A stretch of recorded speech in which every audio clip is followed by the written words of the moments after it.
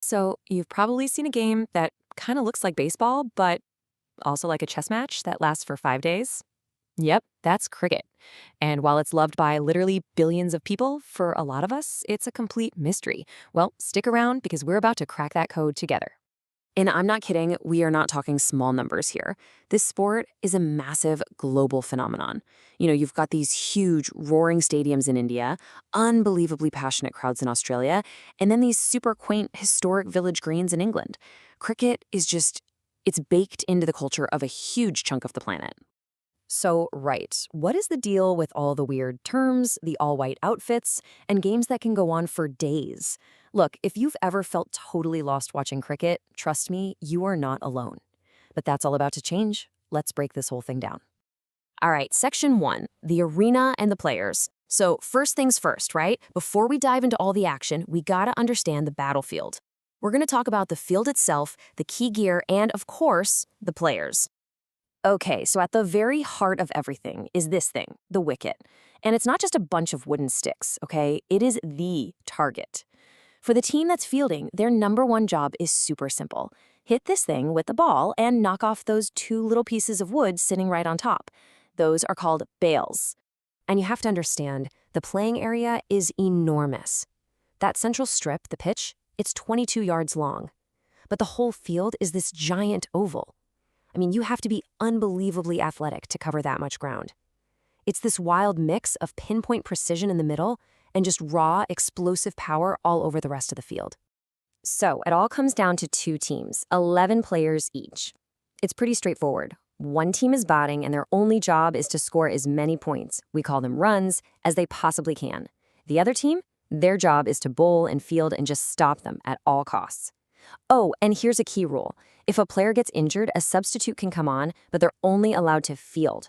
They can't do the really important stuff like batting or bowling. Okay, section two, how to score runs. The stage is set, now let's get to the really fun part, scoring. How does the batting team actually rack up those points? All right, this is the most basic way to get on the board. A batsman smacks the ball and they just run. They literally sprint that 22 yards to the other wicket. And every single time they safely swap ends with their partner, that's one run. And yeah, they always work in pairs, one batsman at each end of the pitch. But, running is hard work. You don't always have to do it. If a batsman really connects and the ball rolls all the way to that boundary rope at the edge of the field, boom, that's an automatic 4 runs. And even better, if they launch the ball and it clears the rope without bouncing, that's a huge 6.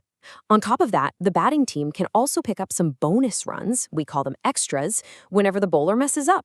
Section 3, the 10 ways to get out. So, we've covered scoring. But what about the other side of the game? For the fielding team, the whole point is getting the batsman out.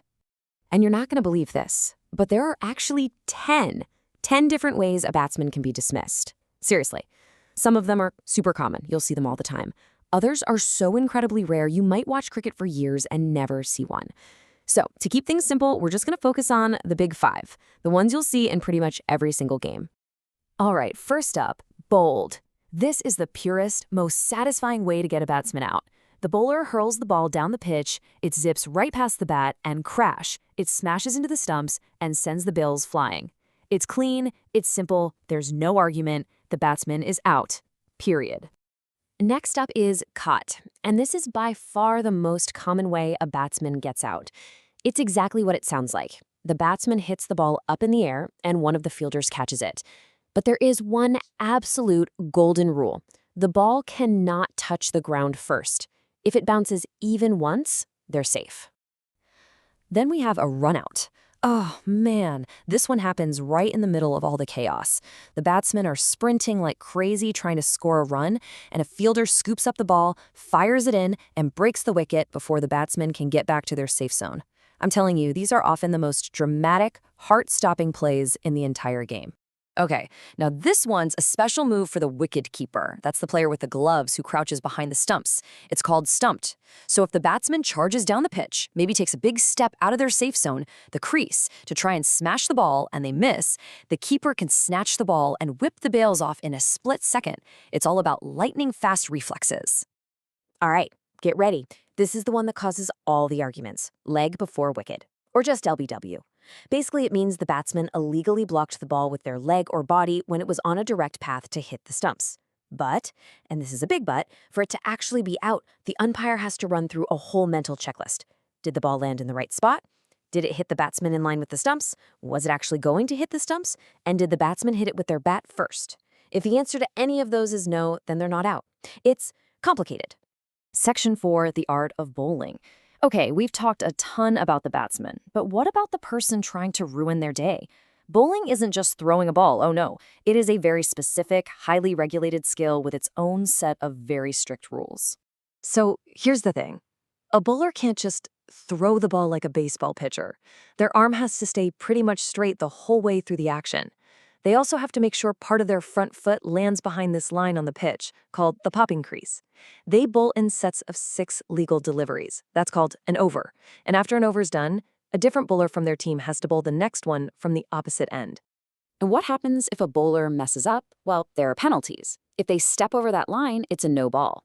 If they bowl it way too far away for the batsman to hit, it's a wide. Now, for both of those, the batting team gets 1 free run, and the bowler has to bowl that ball all over again. But here's where it gets really exciting. In the shorter formats of the game, a no ball also means the next delivery is a free hit.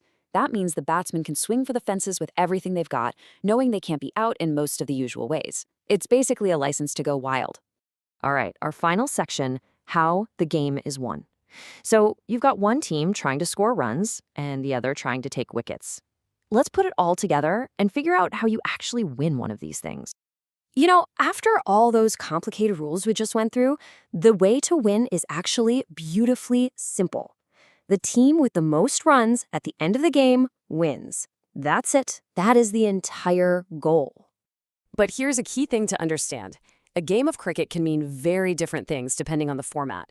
You've got Test cricket, which is the long, traditional version. It's like a 5-day marathon of pure strategy. Then there's the one-day game, which is an all-day, 8-hour battle. And finally, you have 2020 or T20, which is just pure, non-stop, explosive action packed into about 3 hours. The format completely changes how the game is played. But look, beyond all the laws and regulations, there's something that's maybe even more important. It's called the spirit of cricket.